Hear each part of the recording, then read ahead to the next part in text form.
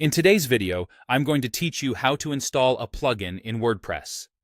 Plugins are small add-ons that extend what your site can do, from improving performance to adding contact forms or SEO tools. We'll walk through the process in a clear, simple way, and I'll point out what to look for so you can make confident choices.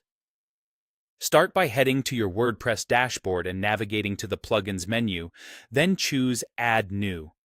This is your plugin library, where you can browse featured and popular options or search for something specific. If you don't see the plugins menu, it usually means your user role doesn't have the right permissions, so you'll need administrator access to continue. Use the search bar in the top right to find a plugin by name or by the function you need, like caching or backups.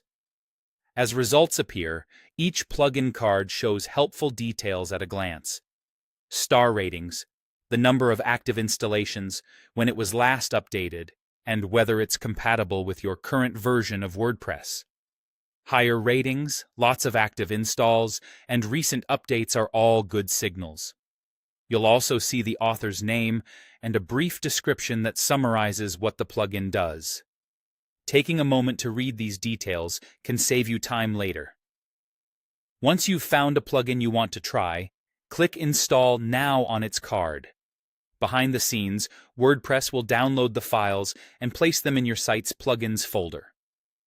You'll notice the button change status while it installs.